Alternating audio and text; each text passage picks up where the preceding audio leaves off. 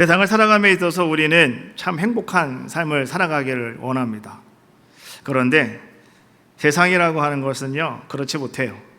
우리에게 어떤 불행한 일, 또 우리에게 가장 힘든 그런 삶도 우리에게 던져주고 있다는 거죠.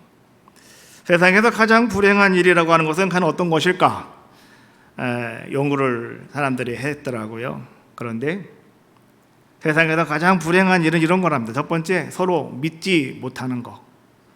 두 번째는 그럼에도 불구하고 서로 사랑하지 못하면서 함께 살아가는 일이랍니다.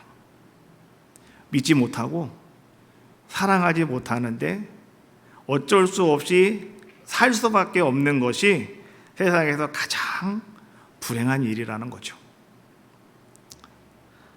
남자와 여자가 서로 사랑을 해서 결혼을 하죠. 그러면 그 가정은 늘 사랑이 충만히 차고 넘칠 것 같은데요. 근데 서로 사랑하지 않으면서 살아가는 부부는요, 참 고통스럽고 불행하고 괴롭답니다. 부모와 자식과의 관계도 마찬가지인 것 같아요. 부모가 자녀를 사랑하고 자녀는 부모를 존경하고 효도하고 공경하고 이런 모습을 가지고 살아가면 참 행복할 터인데 그렇지 못한 경우도 있다, 이런 얘기죠. 부모하고 자식하고 서로 등을 대고 살아가는 그러한 모습이겠죠. 사랑하지 않으면서 함께 살아간다라고 하는 것은 그만큼 힘들고 괴롭고 어렵다는 겁니다.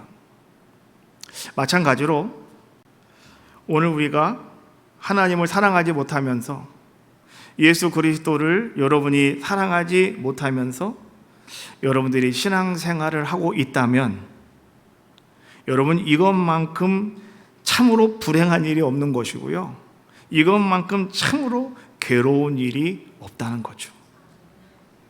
자, 여러분은 하나님을 사랑하십니까?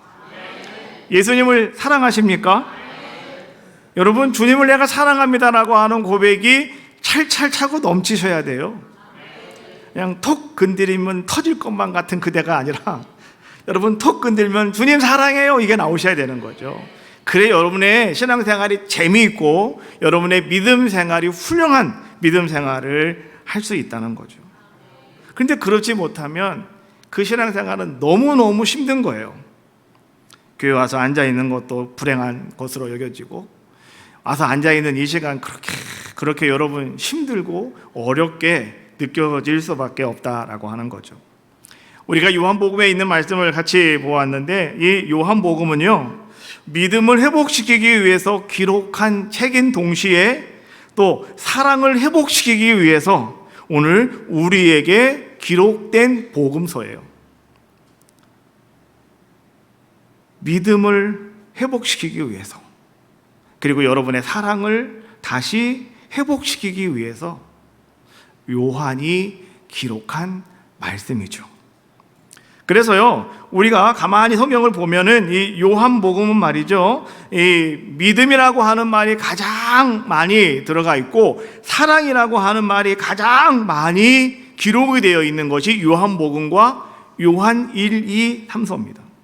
그래서 요한 서신에는요, 하나님은 사랑이시라 이것부터 시작해가지고요, 사랑에 대해서 계속 말이 나오죠. 여러분들은 잘못 알고 있는 게 한 가지가 있어요. 사랑장은 어디입니까? 고린도전서 13장, 이것이 사랑장이라고 생각을 하고 여러분 그 사랑장이 최고라고 생각을 하는데 그렇지 않아요. 사랑장은요, 이것도 다 좋은데 사랑이 없으면 아무것도 아니다, 이거 얘기하는 거예요. 그래서 믿음, 소망, 사랑은 항상 같이 갈 것인데 그 중에 제일은 사랑이다, 이거 바울이 알려주는 게 고린도전서 13장의 사랑장이고, 여러분들의 믿음을 다시 회복시켜 주시고 여러분에게 사랑이 무엇인가를 다시 깨닫게 하고 그 사랑이 여러분 속에 다시 불 솟아오르게 만들어주는 그것이 바로 요한복음과 요한 서신이다라고 하는 사실이죠. 그러면 우리의 믿음이, 우리의 사랑이 다시 회복되어지는 것, 그럼 사랑이 최고조에 올라가고 믿음이 최고조에 올라가는 것은 과연 어떤 것일까라고 하는 것이죠. 우리가 성경을 가만히 묵상하다가 보면 이 믿음의 정점은 어딜까? 믿음의 정점은 여러분 간단하더라고요. 다른 것이 아니라 다시 사신 예수 그리스도를 믿는 게 믿음의 정점이에요. 베드로가 복음을 전할 때 왜 그렇게 수많은 사람들이 이를 갈았을까요? 다시 사신 예수님을 믿을 수가 없어서, 믿으면 안 되기 때문에 그런 거죠.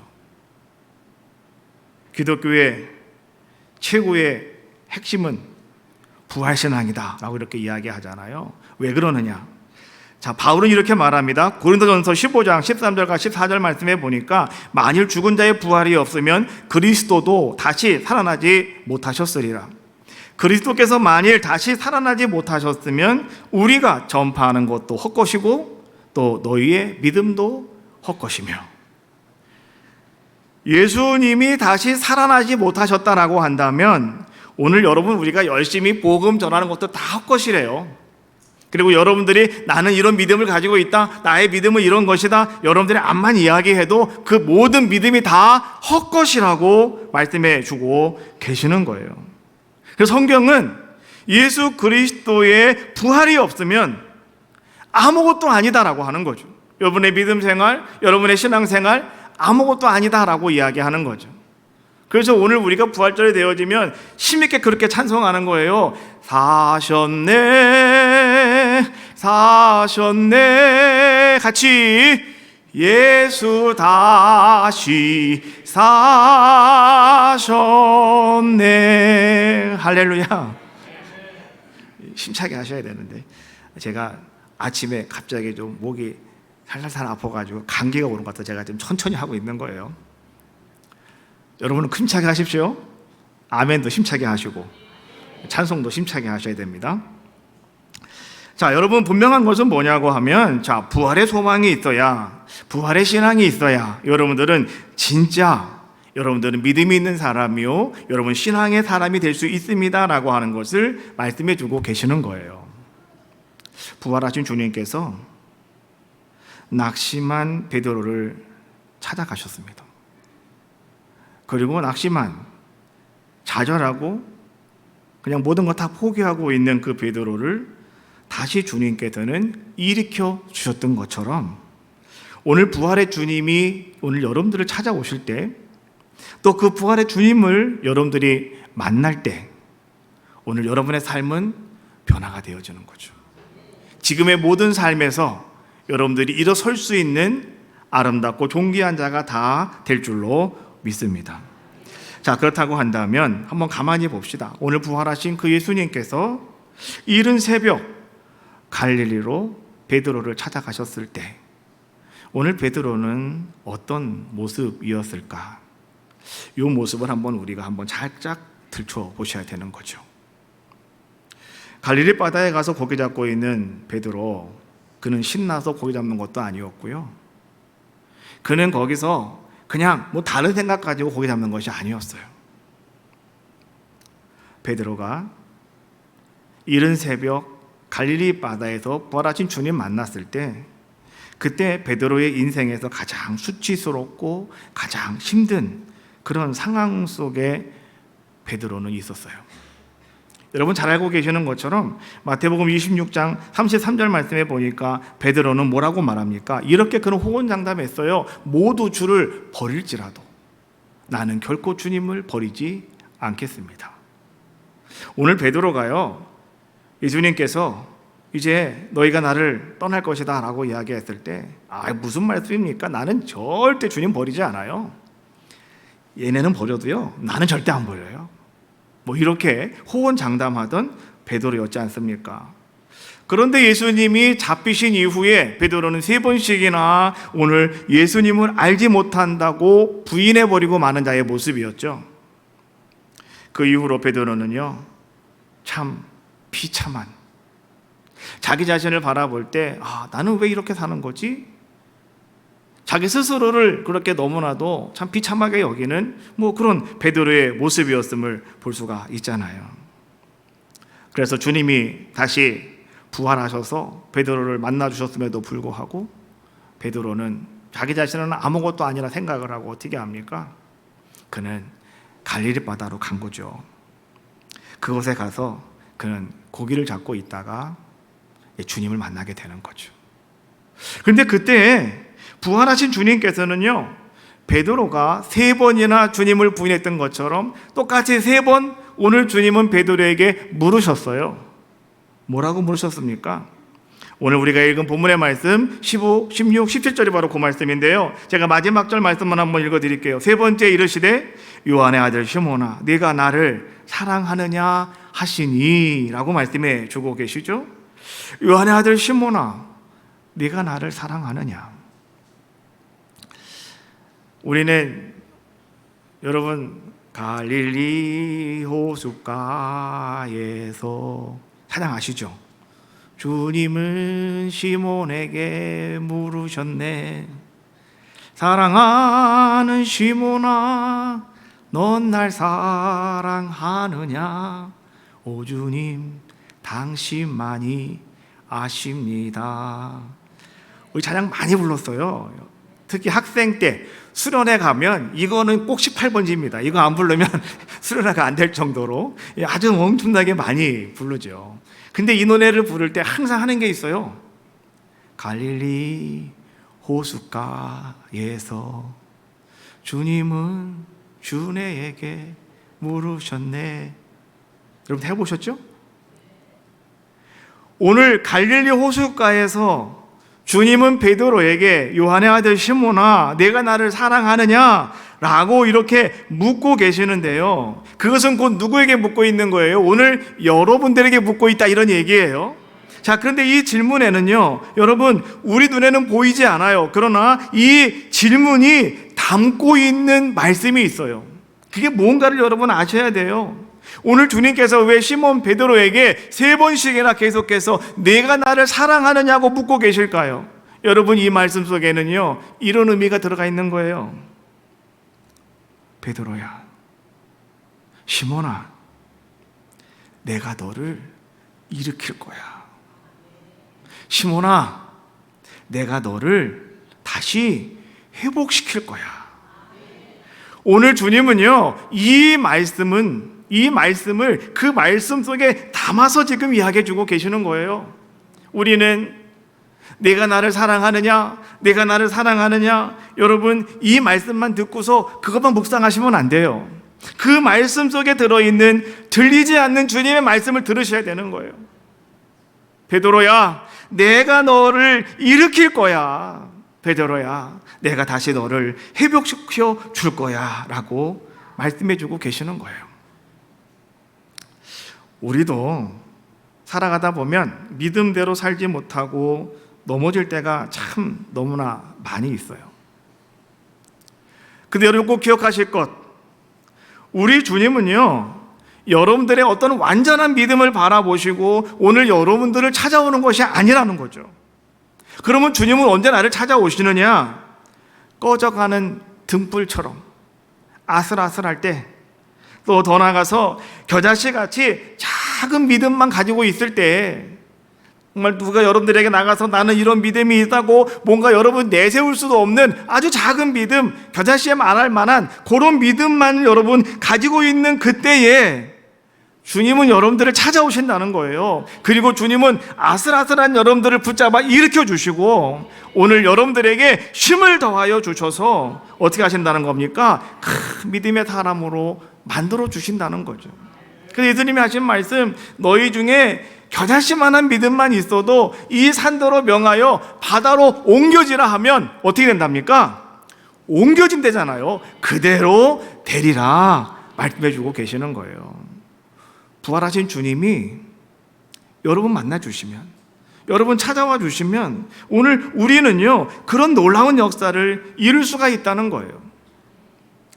오늘 부활하신 주님이 찾아오셔서 여러분들을 안아주시면 오늘 여러분들의 쓰러진 믿음이 회복이 되어져요. 여러분들이 잃어버린 모든 사명이 다시 회복이 되어지는 거예요. 다시 한번 여러분들이 말이죠, 용기를 얻을 수 있는 귀한 자의 모습이 될 수가 있다는 거죠. 우리의 영으로, 또 우리의 육으로, 또 여러분의 살아가다 보니까요, 여러분 물질적으로 정말로 이겨내기 힘든 그런 어떤 환경에 여러분들이 처할 때가 있어요. 영으로도 문제가 많고 육으로도 문제가 많고 살기가 왜 이렇게 힘드냐고 말이죠.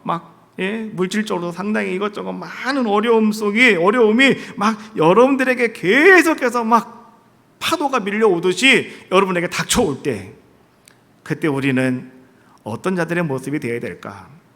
두 가지를 꼭 기억하셔야 됩니다. 첫 번째는 한번 따라해 봅시다. 내 마음과 내 눈을 하나님께 고정하자. 다시 한번 해볼까요? 내 마음과 내 눈을 하나님께 고정하자. 첫 번째예요. 여러분 힘들고 어려울 때 하나님만 바라보시라는 거예요. 어떻게?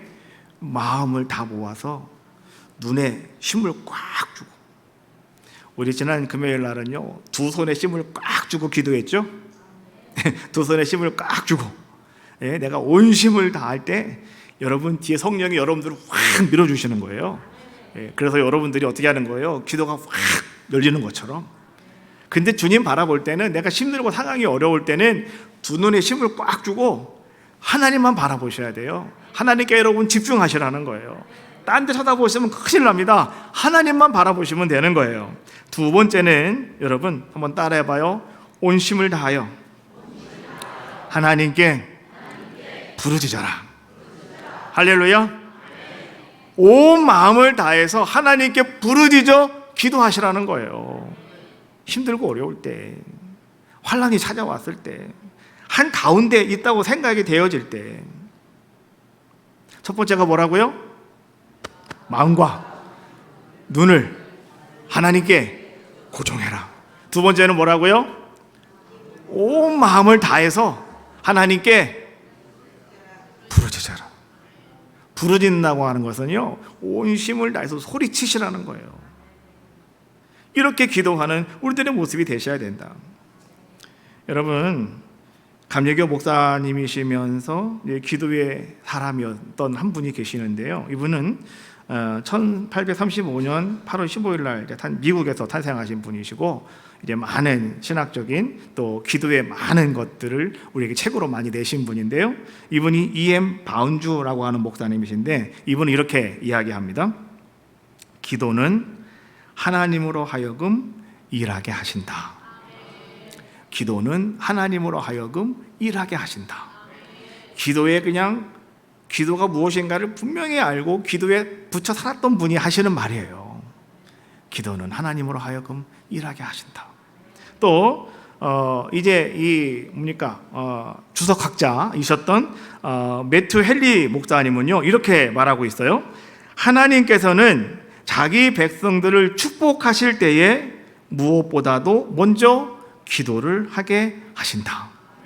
글자가 보이세요? 안 보이죠? 아까는 너무 커서 제가 좀 줄였더니 글자가 아예 안 보이네. 나도 안 보이는데 여러분도 안 보이시겠죠? 보이긴 보이세요? 예, 제가 다시 한번 읽어드릴게요. 하나님께서는 자기 백성들을 축복하실 때에 무엇보다도 먼저 기도를 하게 하신다. 예, 방송실에서 센스가 있으시네. 좀만 더 키워봐요. 예, 좀만 더 올리면 좀 더 커지죠? 예. 여러분들이 내가 이제 기도를 해야 되겠다 라고 하는 마음이 생기면 여러분 그냥 기도하셔야 돼요. 왜 그러냐고 하면, 하나님께서 이제 여러분들에게 뭔가 역사하시기 위하여, 축복하시기 위하여 하나님이 먼저 여러분들의 마음을 동이시는데, 움직이게 하시는데, 그게 뭐냐고 하면 기도할 마음을 주시는 거예요. 나는 교회 와도 기도할 마음이 하나도 없어. 이게 행복한 게 아니라 심각한 겁니다. 아셨죠? 기도할 마음이 생기셔야 돼요. 기도할 마음이. 코로나가 시작되어지기 전 2년 반, 코로나가 시작되어지기 2년 반 전에 제가 이제는 새벽에 기도를 하고 밤에 기도를 했어요. 그 당시에는요, 이제 교회 건축해놓고 참 힘들고 어려웠습니다. 그래서 밤중에 이 교회에서 막 잠을 자면서 기도하기도 하고, 하루에 한 4시간 기도를 하자. 그래서 새벽에 2시간, 저녁에 2시간, 막 이렇게 막 계속 기도를 막 하던 그런 때였어요. 근데 새벽 예배 끝나고 7시까지 기도하고요. 저녁에 9시에 와서 11시까지 막 또 10시에 오면 막 12시까지 저녁에 너무 졸린 거예요. 너무 졸려가지고 기도가 안 돼요. 기도가 안 돼. 그래서 제가 그때 기도하면서 성경에 보면 어떤 능력 있는 기도가 있을 텐데 그 기도가 과연 뭘까? 제가 늘 그걸 자꾸 찾으면서 하나님 앞에 그 기도를 내가 찾게 해달라고 막 기도를 했어요. 그러는 가운데 제가 성경책을 읽다가요, 사도행전 3장에 있는 말씀을 가지고 성경 설교를 준비하다가 그때 깨달은 것이 한 가지가 뭐냐고 하면, 베드로와 요한이 제9시 기도 시간에 성전에 올라가다가 날때부터 안진뱅이 된 자가 성전 미문 앞에 앉아 있어서 이 사람이 자기에게 도와달라고 손을 내밀었는데, 오늘 베드로가 그 사람을 가만히 바라보다 불쌍히 여겨져서 내가 은과 금은 없거지만 내가 있는 것 내게 주노니 예수 그리스도의 이름으로 일어나 걸어라, 손을 잡아 일으켰더니 두 발에 힘이 들어가서 벌떡 일어섰대요. 그래가지고 이 사람이 하나님을 찬양하며 경배하는 놀라운 역사가 나타나게 됐다는 거예요. 저는 그 말씀을 읽다가 말이죠, 제9시 기도 시간에 이게 내 눈에 딱 들어왔어요. 그래서 제9시 기도 시간 이게 뭘까? 그래서 제가 제9시라고 하는 것만 다 성경 찾고요, 그 다음에 제9시 기도 시간이 의미하는 게 뭔가를 다 찾아봤어요. 그랬더니 제9시 기도 시간이, 여러분, 이스라엘 백성은 하루에 3번씩 제사와 예배를 드려요. 근데 그게 아침, 점심, 저녁으로 기도를 하는데 말이죠, 예배를 드리는데 저녁 예배 드리는 것이 제9시더라고. 9시. 그러니까 저녁 소재 드릴 때에 이게 9시에 시작이 되어지는 거예요. 성경의 9시는 한국 시간으로 오후 3시란 말이에요. 그런데 예수님께서 이제 다 이루었다 말씀하신 것도 바로 그 시간. 성경에 보니까요, 이 9시 기도 시간이 어떤 능력이 있냐고 하면 모든 것을 완성시키는 역사가 9시 기도 시간에 들어있는 거예요. 엘리야가 불 내리는 시간도 9시 기도 시간이고요. 그래서 제가 그때부터 내가 이제 9시 기도 시간에 하나님 앞에 기도를 해야 되겠다. 그래서 코로나가 되기 2년 반부터예요. 2년 반부터 이제 하나님이 자꾸 기도할 마음을 주셔서 내가 기도하겠다. 그때부터 기도를 시작한 것이 9시 기도 시간이에요. 저는 절실하게 깨달은 것이 뭐냐고 하면, 그로부터 2년 반이 지나고 코로나가 시작이 되었을 때 하나님께서 왜 기도를 시켰는지 알았어요. 하나님이 이래서 기도하라고 하셨구나. 2년 반 동안 기도해 놓은 것이요, 코로나, 여러분 2년 3년 지나갔지 않습니까? 그때 하나님께서 엄청난 역사를 이루어 주심을 경험하게 하셨어요. 여러분도 마찬가지입니다. 여러분, 기도할 마음이 생기면 다른 것 다 내려놓고 와서 기도하십시오. 여러분의 인생의 터닝 포인트가 일어나는 거예요. 놀라운 역사가 여러분 그때부터 일어나게 되는 겁니다. 좀 더 있다 하지 뭐. 바빠요. 회사가 얼마나 바쁜지 아세요? 그러면 여러분은 항상 그렇게 갈 수밖에 없어요. 하나님께서는 여러분 그 백성을 축복하실 때 무엇보다도 먼저 뭐하게 하신다고요? 기도하게 하신다. 꼭 명심하셔야 되는 겁니다. 부활의 주님을 만나면, 그래서요, 이제 우리는 어떤 자들의 모습이 되냐고 하면 내가 잃어버렸던 사명을 다시 회복하게 되어지는 자들의 모습이 되어지더라. 여러분 21장 3절 말씀해 보니까 시몬 베드로가 나는 물고기 잡으러 가노라 하니 그들이 우리도 함께 가겠다 하고 나가서 배에 올랐으나 그날 밤에 아무것도 잡지 못하였더니 라고 말씀해 주고 계셔요. 자, 오늘 베드로가 왜 나는 물고기 잡으러 간다고 말하며 그는 갈릴리 바다로 갔을까요? 혼자 간 것이 아니죠. 오늘 예수님께서 다시 부활하셨을 때 제자가 12명이었는데요. 그 중에 한 사람은 갈 곳으로 갔어요. 가룟 유다 죽었어요. 갈 곳으로 가버리고 11명이 남았거든요. 근데 그 11명 가운데 보세요. 베드로가 말하는 거예요. 나는 물고기 잡으러 가야 되겠다라고 이야기했더니 그 다른 사람들도, 다른 제자들도 우리도 함께 가겠다라고 하면서 몇 사람이 따라 붙었냐고 하면 7사람이 따라 붙었어요. 그럼 몇 사람이에요? 우리 애대교 성도님들은요, 이 숫자 계산이 정말 안 되는 것 같아요. 그게 좋아요. 숫자 계산이 빨은 사람들은 다 빌립 같은 사람이 돼가지고 순간적으로 얼마가 탁탁 나오는 사람이거든요. 근데 여러분, 숫자는 조금 좀 느린 게 좋습니다. 그래야 세상을 편안하게 다실 수가 있어요. 자, 다시 설명하게 다시 한번. 자, 베드로가 나 가겠다라고 했더니 7명이 따라 붙었어요. 그럼 몇 명이에요? 8명. 이제 나오잖아요. 이게 좋은 거예요. 자, 8명이면 11명이 있었는데 그 11명 중에서 8명이다 그러면 여러분 몇 사람 남았어요? 3사람 남았어요. 3사람이 누군지 모르겠어요. 근데 83사람만 남고 나머지가 다 나도 가겠다 하면서 갈릴리 바다로 고기 잡으러 갔다, 이런 얘기예요. 왜 이런 일이 일어났을까요? 오늘 그들이 지금 어떻게 해야 됩니까? 예수님 부활하셨다면 그들은 예수님 부활하신 소식을 나가 사람들에게 전하는 그 자리에 있어야 될 텐데 왜 오늘 이들이 나는 고기 잡으러 간다고 오늘 그들이 갈릴리 바다를 향해서 갔느냐, 이런 얘기죠. 여러분 잘 들어보세요. 베드로와 7명의 제자들은요, 믿음이 무너져 버리고 말았어요. 그 믿음이 어떤 것이었냐고 하면 예수님과 함께 있으면 우리도 뭐 한번 할 수 있겠다 라고 하는 그 믿음이었죠.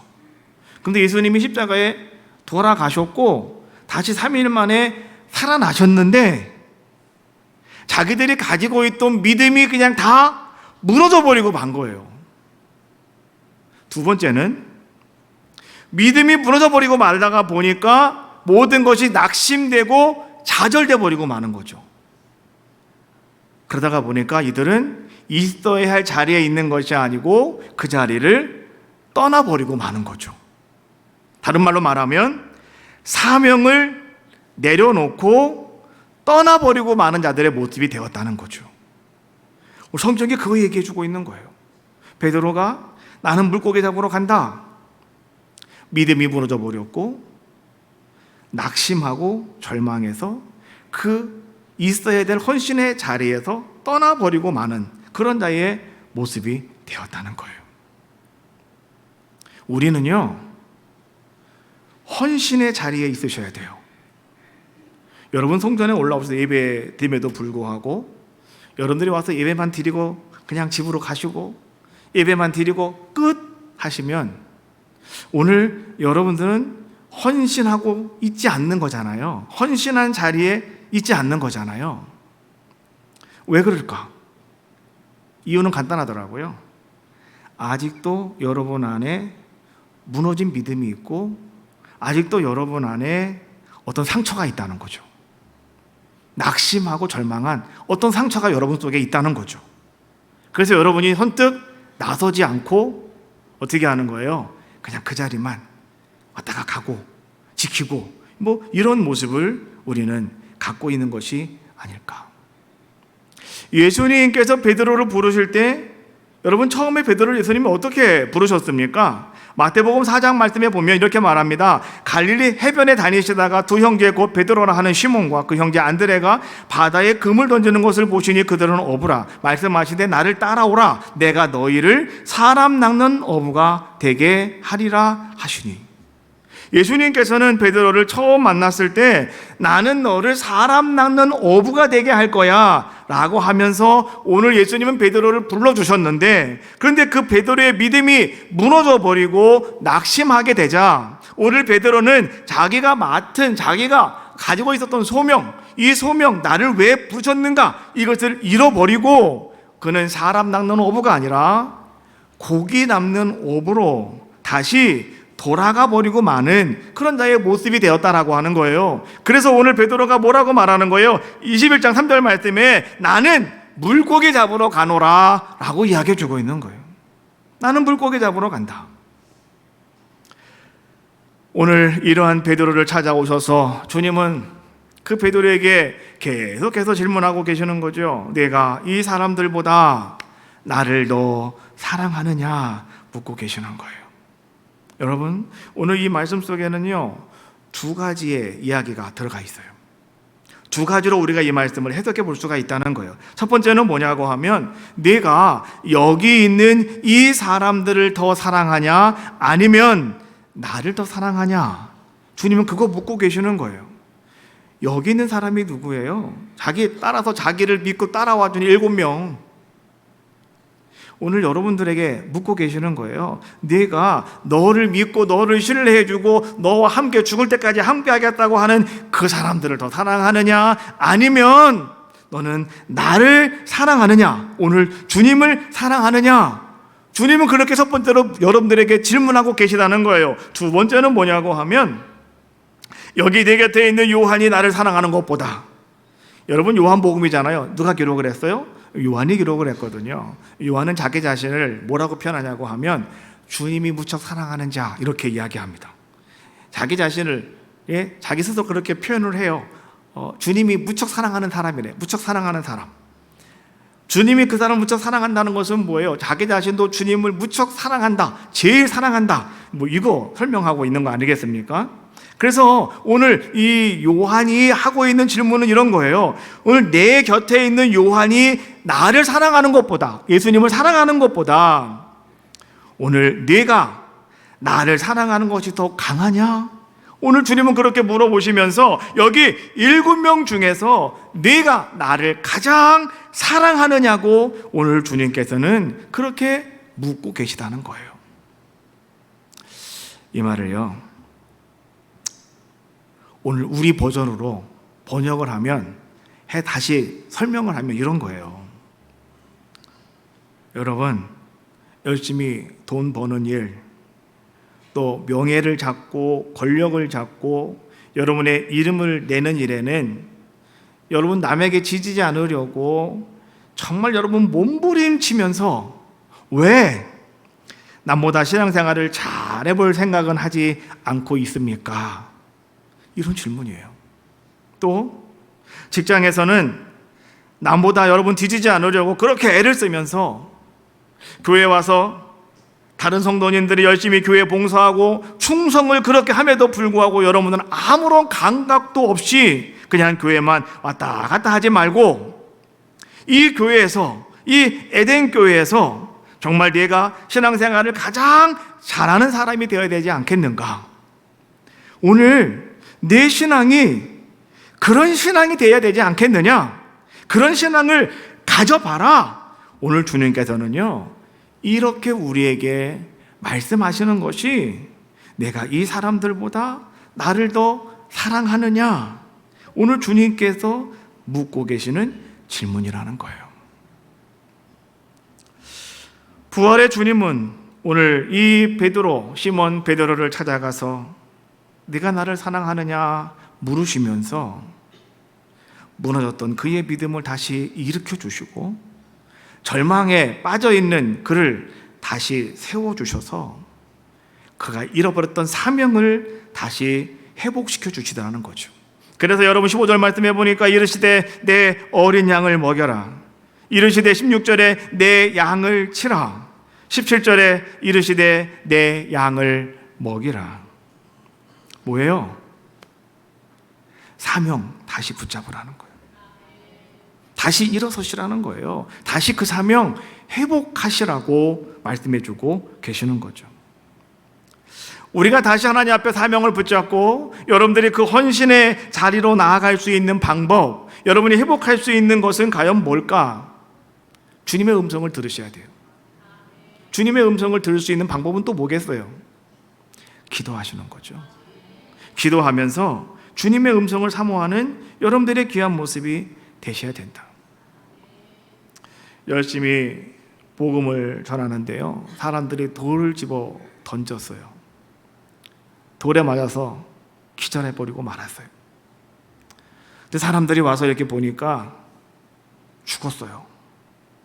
그래서 사람들이 아유 죽었네 하고 사람 더 이상 돌 던지지 않고 그 죽은 사람을 던져버리고 모든 사람들이 다 돌아가 버리고 말았죠. 시간이 좀 지난 다음에 이 죽었던 사람이 정신을 차리고 일어나요. 그러더니 이 사람이 다시 옷을 툭툭 털더니만 어느 곳 도망가는 것이 아니라 다시 다음 마을로 가서 열심히 복음을 전하는 복음 전도자가 되더라는 거죠. 여러분, 이 사람이 누군지 아십니까? 스데반은 돌 맞아 죽었어요. 순교했어요. 근데 이 사람은 다시 살아났어요. 누구냐? 사도 바울이었어요. 돌을 맞았음에도 불구하고 이 사람은 거기서 이제는 끝났다고 생각하는 것이 아니라 다시 사명 붙잡고 다음 마을로 가 다시 복음을 증거하는 사도 바울의 모습을 성경은 우리에게 보여주고 있어요. 베드로는 오늘 예수님 만나 다시 사명을 회복한 다음에 오늘 그는 괴로우나 즐거우나 이제는 그 사명 감당하는 일에 최선을 다하는 자의 모습이었죠. 이제 베드로가 로마에 들어가서 복음을 전하고 있을 때였습니다.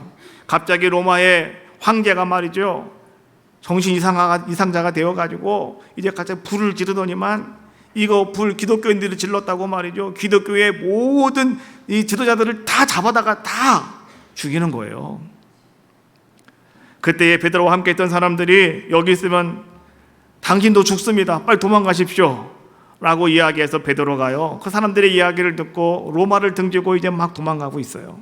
근데 그 길가에서 예수님이 막 자기에게 오시더라는 거예요. 부활하신 주님이 막 숨차게 막 달려오시더라는 거죠. 그래서 베드로가 그 예수님을 바라보시면서 베드로가 이렇게 물었어요. 퀘바디스 도미노라고 이렇게 물었단 말이에요. 주님, 어디로 가십니까? 주님, 이렇게 이야기했단 말이에요. 그랬더니 주님이 이렇게 말씀하시더래요. 네가 버리고 온 저 로마에 있는 내 성도들, 죽어가는 내 성도들을 내가 그들을 위하여 내가 다시 한번 내가 십자가에 못 박아 죽으려고 내가 다시 로마로 들어가고 있다고 주님 말씀하시더라는 거예요. 그래서 베드로가 어떻게 합니까? 내 사명 내가 감당하겠노라고 다시 돌이켜서 그가 로마 성에 들어가 십자가에 거꾸로 매달려 순교하기까지 베드로는 자기 사명을 잘 감당하는 귀한 자의 모습이었음을 우리에게 말씀해 주고 있는 것처럼, 오늘 여러분들이 예수님을 사랑하십니까? 그러면 예수님을 사랑하는 사람이 그 사람이라야 예수님의 일을 감당할 수 있는 것처럼, 사명을 감당할 수가 있는 것처럼, 내가 나를 사랑하느냐? 오늘 이 질문, 이것은 오늘 이 시간에 여러분들에게 오늘 우리 하나님께서 우리 주님이 주시는 질문인데요, 이 질문에는요 이런 것이 들어가 있는 거예요. 정말 내가 얼마나 나를 섬길 수가 있겠는가? 그리고 오늘 내가 얼마나 나에게 순종할 수가 있겠는가? 오늘 주님께서는 이것을 여러분들에게 확인하고 오늘 주님께서는 그것을 알고 싶으셔서 여러분들에게 묻고 계시다는 거예요. 내가 나를 사랑하느냐고. 오늘 내가 주님을 사랑합니다. 내가 정말 주님을 사랑합니다. 여러분, 그렇게 여러분들이 고백할 수 있다면 오늘 말씀 제목이에요. 정말 주님을 사랑하신다면 여러분들은 어떤 자가 되셔야 될까요? 여러분들은요 회복되어야 할 줄로 믿습니다. 한번 따라해봐요. 정말 주님을 사랑하신다면 회복되어야 합니다. 정말 주님을 사랑하신다면 여러분의 믿음이 회복이 되셔야 됩니다.